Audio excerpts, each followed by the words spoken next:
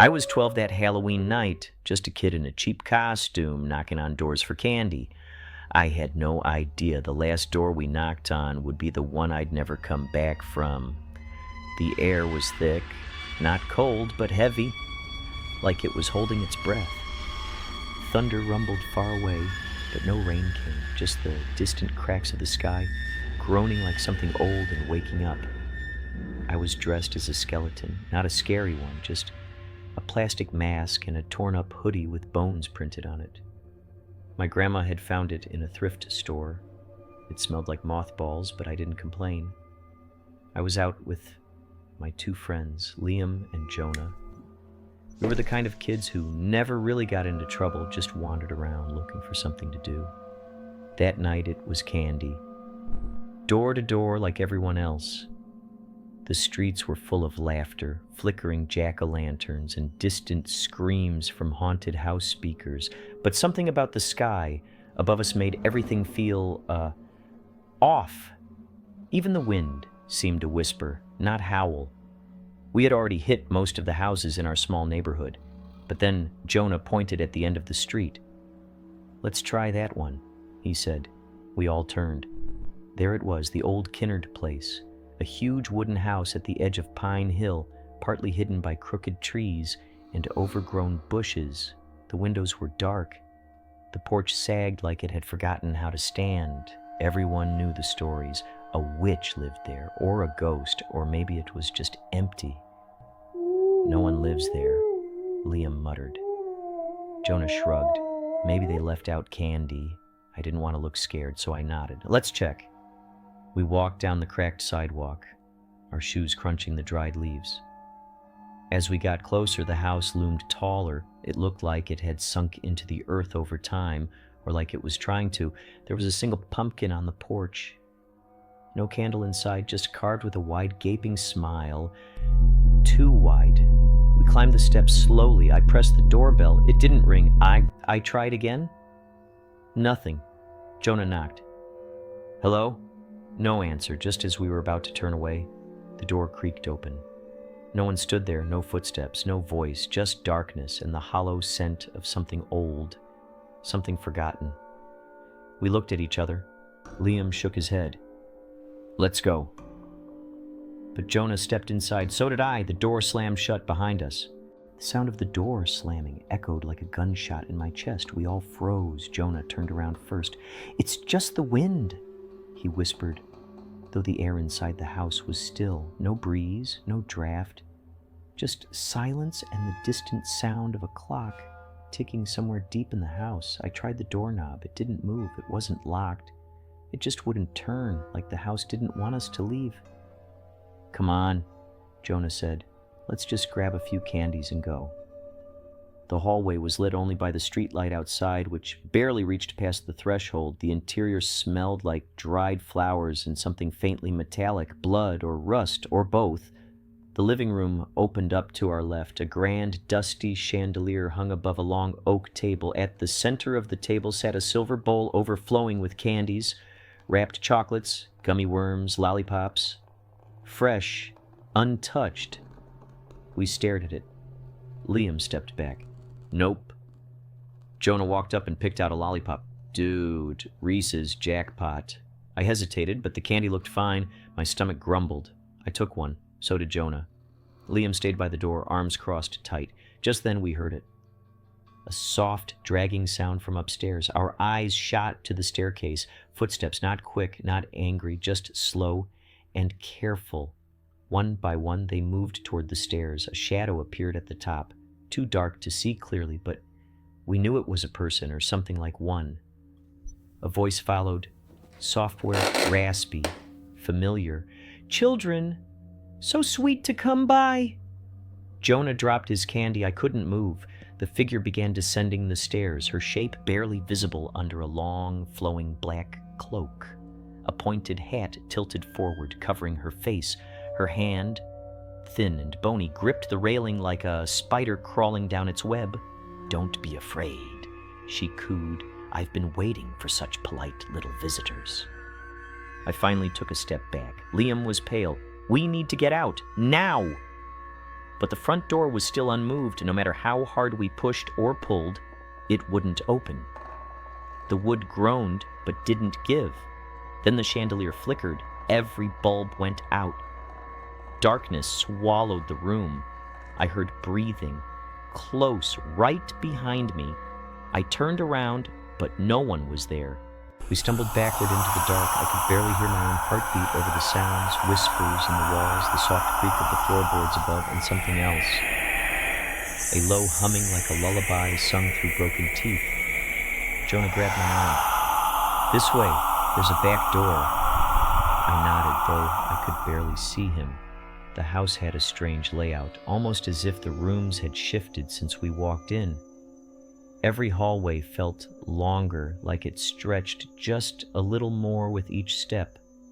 We moved toward the kitchen. The moonlight, leaking through a cracked window, gave us just enough to see the back door. It was open. A cold breeze swept in, and beyond it, the garden. We rushed outside. The backyard was massive, enclosed by a tall iron fence that was almost hidden behind thick ivy.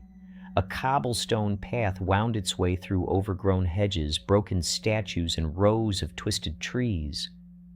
At the center of the garden stood a single massive tree. Its branches reached out like claws, swaying gently even though the wind had stopped. And at its roots was something worse, dark stains.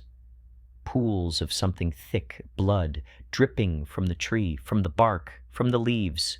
We stood frozen. Even Jonah didn't move. Then I saw her. The old woman. She stepped out from behind the tree as if the shadows had peeled away from her. Her cloak shimmered like oil. Her eyes were sunken but shining, and her mouth stretched into a grin too wide for her face. "You ate my gifts," she whispered. Jonah stepped back. "We thought it was just candy." "But it wasn't yours," she interrupted, voice like gravel sliding down metal. "And now you're mine." She raised one hand. Her fingers were long and curled unnaturally. With a flick of her wrist, the garden shifted.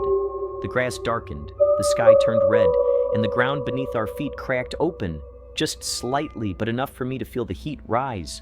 Liam screamed, "She's doing something! Run!"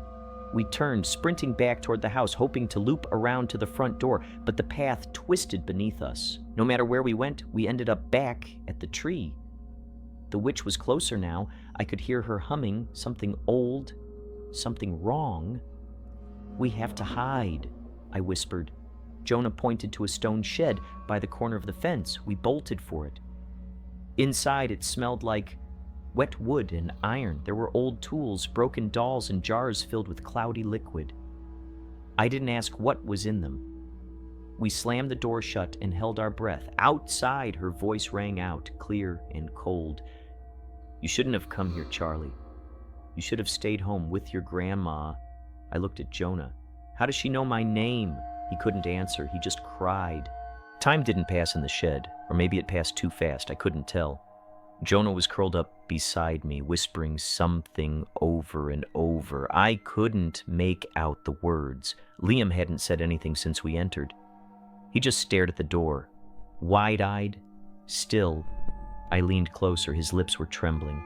"She's not outside anymore," he whispered. "She's in the tree." "What?" I saw her melt into it, like her body sank into the bark. Jonah let out a whimper. I opened the small wooden window. The garden was silent. The tree stood motionless now, no blood. No wind, but something was different. Its trunk was swollen, breathing almost. The wood pulsed like a heartbeat. And carved into it, barely visible in the moonlight, were names, hundreds of them. I pressed my face closer to the glass. The names were carved in a jagged, uneven hand. Some looked ancient, some recent. Then I saw it. Jonah, Liam, Charlie, all three names, freshly carved. "She's marked us," I said aloud. "We're not leaving." Suddenly the walls of the shed groaned. The air thickened. Liam screamed and pointed at the jars on the shelf. The cloudy liquid was bubbling. Inside them, things moved. Fingers, eyes, teeth. Jonah pushed open the door and ran. I chased after him. We didn't get far. The garden had changed again. Now it was a circle. Just the tree in the center and endless darkness around it. No house, no gate, no shed, no way out. Liam stumbled behind us. Where's the house? Where's the ground split. He fell. I reached out, but it was too late. His scream faded as he disappeared into the earth. Gone. No?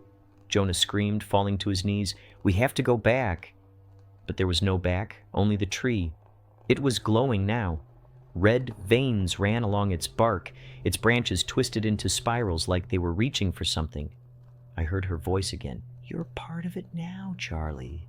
I turned. She stood at the base of the tree. Her cloak was gone. Her skin was pale and smooth like wax, her eyes black pits, and her mouth, still smiling, opened wide, too wide. Jonah ran. I didn't see where he went because I couldn't move. The tree was calling me, not with words, but with memory. I saw myself as a baby in my grandma's arms. I saw my parents fighting, leaving. I saw this house. I had been here before. I was born here, and the witch, she wasn't a stranger. She was my mother, or what was left of her. My knees buckled. I fell to the ground as her voice echoed inside me, not in my ears, but deep in my head. Like a memory I had tried to forget was being forced to the surface. You were mine before you were hers, she whispered. Before your grandmother stole you away. Her fingers brushed my cheek, ice cold, yet somehow familiar. I wanted to scream, to run, but my body wouldn't move. My hands dug into the soil beneath me and I felt it. Soft, pulsing, warm. The ground was alive. I've waited 12 years, Charlie. You came back on your own. You accepted my gift. The candy. I had eaten it. Her curse. Her key.